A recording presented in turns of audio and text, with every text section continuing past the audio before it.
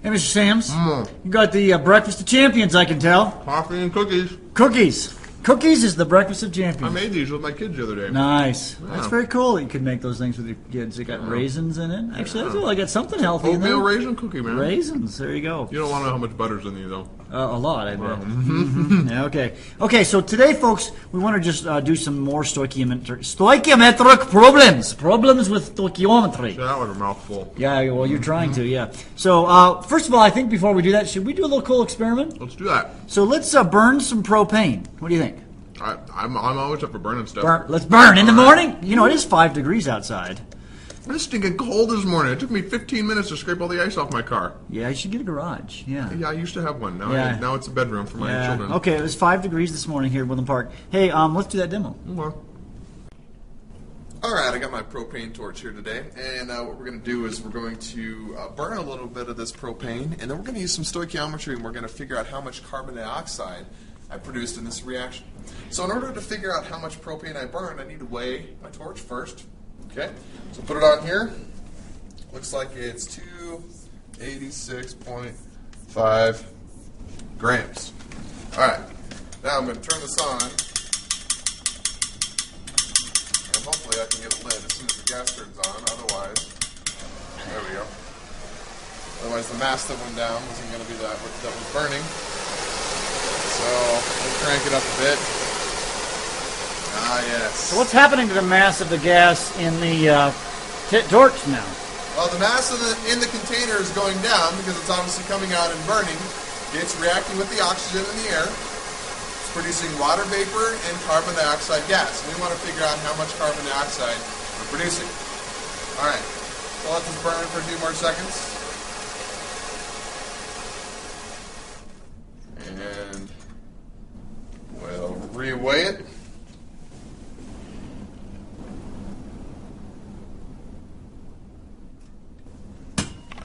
Two 85.2 grams.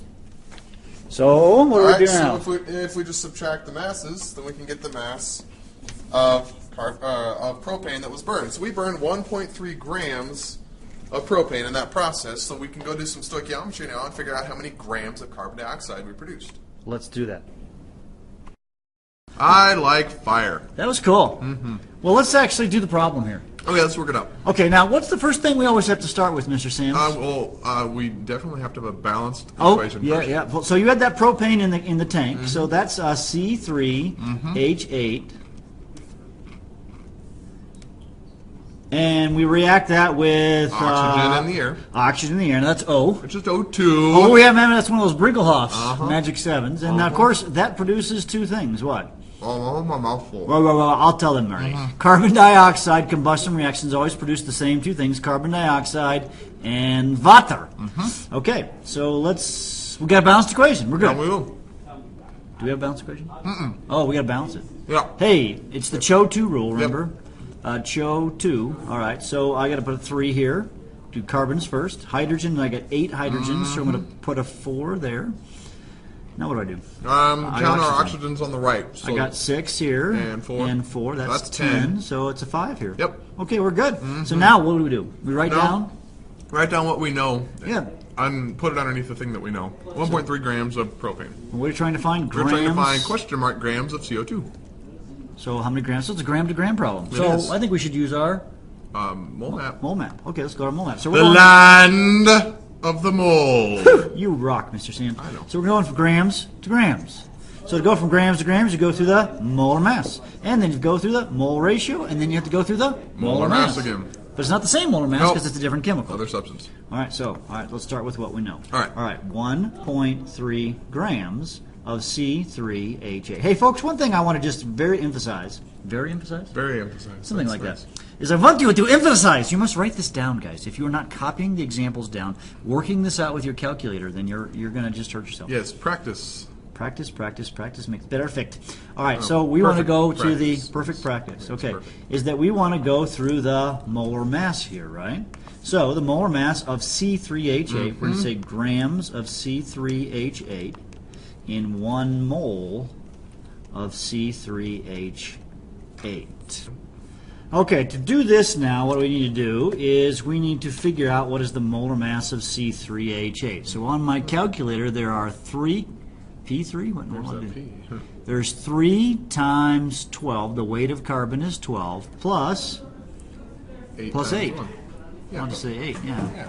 And that gives us a molar mass of 44 grams. All right? So now what do we need to do is we need to then go from moles to moles. So we're going to use the mole to mole ratio, and that's from the coefficients in the balanced equation. But since I have moles of C3H8, I'm going to put moles of C3H8 on the bottom, and then moles of carbon dioxide on the top. Now, Mr. Sams, where do we get that? What? My torch? Oh, you I have got your at the torch. hardware store. Nice. Yeah, but I wasn't asking about that. I said, Oh. where do we get the coefficients? Oh, you get those from the balanced equation? Yeah, and you see there's a 1 there, right? And here we have a 3, so we put a 3. Mr. Sims? Yeah. What are you doing? Playing a fire. I can tell that. Okay, cool. Hey, keep on doing that if you want, but don't point it in my direction. That would be a safety hazard without our safety glasses on. Exactly why it's pointing that direction. Very good call. Yeah, I can Okay, warm up my coffee. now we want to do is we want to go from moles to grams, okay? And to go from moles to grams, these right here have canceled, right? Actually, by the way, these have canceled as well. So I have moles of CO2, so I'm going to put moles of CO2 on the bottom and grams of CO2 on the top. And then to do that, we are going to say there's 1 mole is the number of grams of carbon dioxide. And the carbon dioxide, that's just 1 carbon, so 12 plus 2 for 2 oxygens times 16. And that, of course, is 44. Whoa. Whoa, that doesn't happen very often, that the No. 2 chemicals have the same molar mass. Now, that's odd, actually. So, how am I going to solve that problem? Well, I'll say numbers on the top are times 1.3 divided by 44 times 3 times 44, which is actually just going to be... You could have even canceled the 44. Yeah, you really could have. Yeah, that's not going to happen very often, guys. That's 3.9 grams of carbon dioxide. So from that experiment, when you were burning the propane deal, that you produced 3.9 grams of carbon dioxide. Yes, I did. Contributed to the global warming problem, I guess, or whatever. I suppose so. Yeah, there you go. Okay. Okay, that's cool. Hey, let's look at another clip of sodium and water, and then we'll Yeah. do a demo. Let's do Yeah, now it's my turn to This play. is fun. Well, today what we want to do is cut you. No. I want to cut a piece of sodium. This right here is sodium metal. It's actually very, very dangerous. It's immersed in oil because otherwise it really is very, very reactive. And so I'm going to cut this. Sodium is a metal. So watch me cut this here. I'm going to cut a chunk of sodium. If you look at this as I cut it, if you look and zoom in there, you can see the silvery nature of this. It eventually is going to change because it's oxidizing right here. Now this little piece right here, actually that's a big piece, we're going to react away. But first of all, before we do that, we're going to find out what its mass is. So we're going to take this piece right here, and we're going to take it and put it on the scale. First of all, my scale has a petri dish on it. I'm going to push the 0 button. I just put the off button, so we won't do that. That's the evaporating dish, by the way.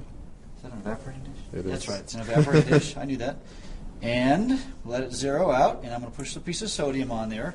And so, wow, we have 1.64 grams of sodium. Do you really want to use that much?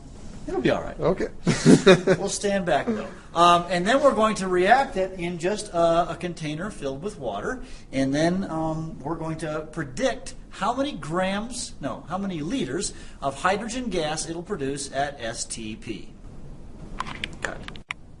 One consequence of putting the sodium into the water is that it will produce hydrogen gas, which in this reaction is highly exothermic. So in theory, it will ignite the sodium gas and will have a explosion. Okay, I'm going to drop this and kind of get out of the way. Mr. Sams, you can see the hydrogen gas being produced. And if you get a fire right there, it might blow up, but it's producing that hydrogen gas. You can see the gas being given off in the container. I've blown up beakers doing this and all kinds of things. But you can see the gas, and as that gas is given off, we're trying to predict how many grams or many liters of gas are coming off from our 1.65 grams. Mr. Sands, I bet you could zoom in. Oh, I'm zooming. Oh, okay.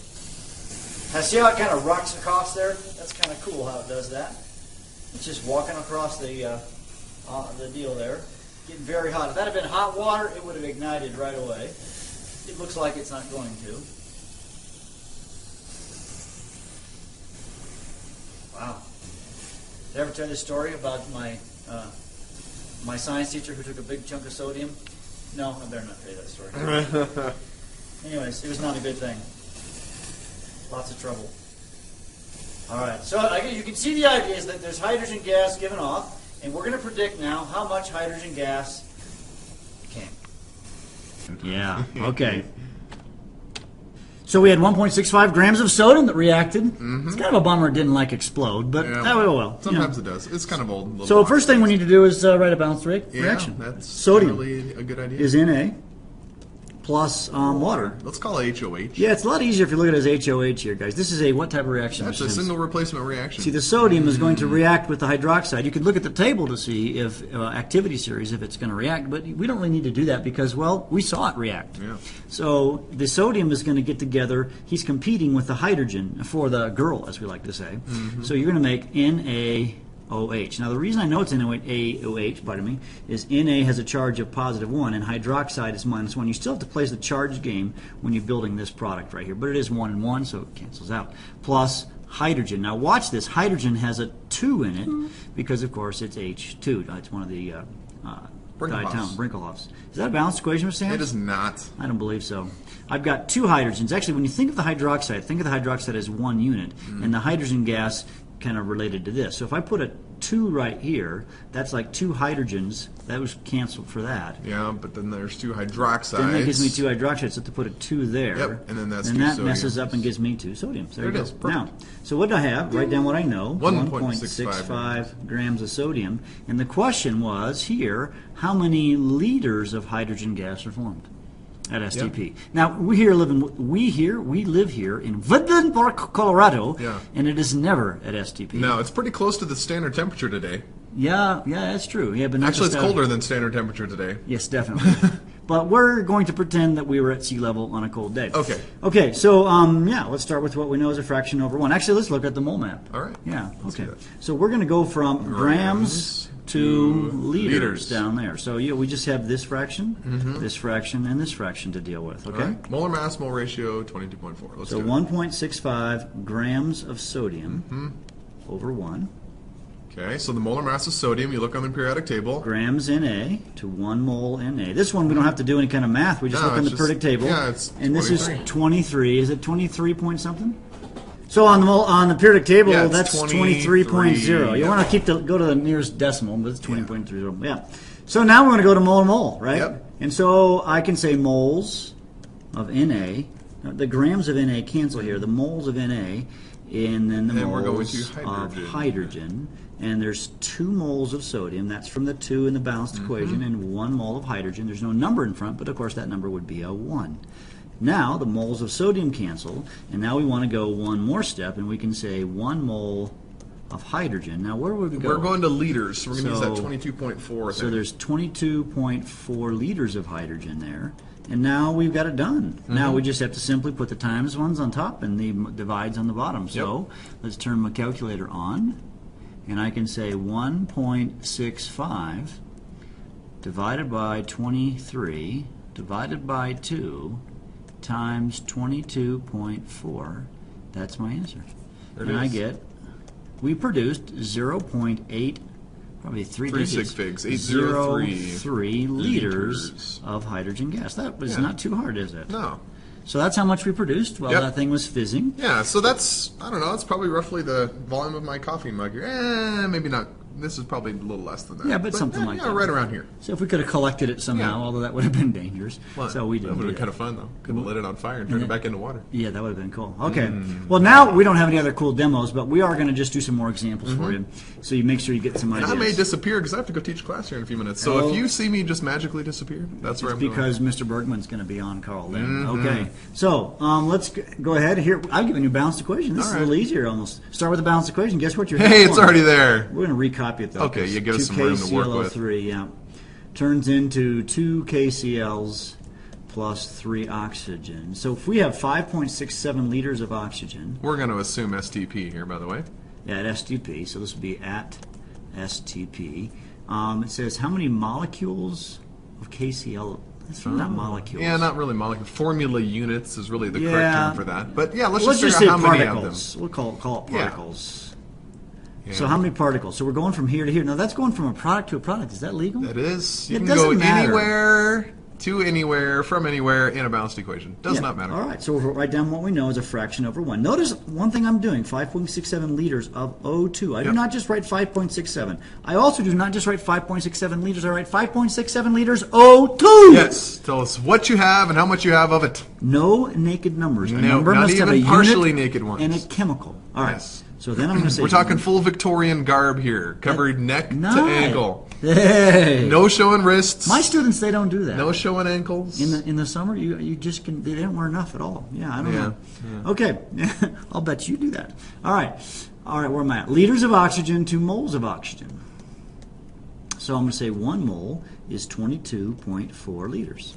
Liters of oxygen cancel. Now I'm going to do the mole thing, right? I didn't show you the mole map, but I think we're getting advanced Yeah. enough. We don't need that. So mole to mole, I'm going to say moles of oxygen on the bottom, because of course the moles of oxygen are on the top in the previous problem, and go to moles of potassium Yep. chloride.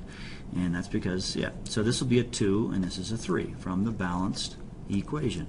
Moles O2 cancel, and I have one more step to go, right? And what I'm going to do, I'm going to say moles of KCl to grams of Nope. KCl. We're going particles. Oh, no, oh yeah, to particles of KCl. I'll call it P. Perfect. Actually, part. Part it is. And then this will be 6.02 times 10 to the 23rd. Yeah, anytime you go to particles, you use 6.02 times. Now remember, 10 to a the 23rd. particle, I think there's some confusion. A particle is either an atom or a molecule, Or in this case, or sometimes there's another thing. We haven't really talked about this, Yeah. but it's also called a formula unit. yeah, what that is basically like a molecule of an ionic compound. Ionic compounds don't really form individual molecules, Yeah. but they form the lowest ratio of the ions, and that's. We're going to treat it the same way in stoichiometry, and we'll talk more about that in later units. So by 5.67 divided by 22.4 times 2 divided by 3 times 6.02. Now just a reminder, when you type in the 6.02, you must use the double E button, 23. Do not use times and 10. Messes you up big time, fellas. It Ever. actually makes it 10 times bigger if you think about it. Yes. Or then sometimes it flips the... And sometimes, if it's in the denominator and you don't use messes parentheses, it's a everything mess. up. That's why you use the E button. I don't care what your math So teacher 1.02 use the E button. times 10 to the 23rd E button. particles I am your father. of KCl. Mr. Sams, you've become the Darth Man. I think my coffee just kicked in. That must be it. Yeah, okay, cool. Hey, and I think we're going to do one more example, maybe two. Let's see how this one goes. Of course, we always start with a... Balanced equation. Yeah, we're doing a lot of space on this one, so this will be interesting. Okay, so we've got molecules of... All right. Oh, Guess what? Same reaction. it's the same reaction. All right, well, if molecules of oxygen gas is formed, so when it says it's formed, that makes it a product. So oxygen gas is formed, O2, from the decomposition of potassium chlorate. Now, by the way, let's just go ahead and figure that out. Yeah. Potassium is K positive, and chlorate is ClO3 negative 1. Oh, those balance out. Hey, That's pretty that's easy. convenient. So that's KClO3, breaks into oxygen, and it says potassium chloride. Chloride is Cl negative 1, so Cl negative 1 and potassium positive also cancels out, so it's KCl. This is the same reaction we just It saw. is. And so this is a 2, 3, 2. I think I might have rearranged it, but it's not a big deal. How many grams of potassium chloride, so it's asking about this, are formed from what? 2.3 times 10 to the 23rd molecules of oxygen. So we have 2.3 times 10 to the 23rd molecules, and that's illegal to call that a molecule because Yeah. oxygen is nonmetal. So, all right, so I'm going to start with what I know, 2.3 times 10 to the 23rd molecules O2 over 1.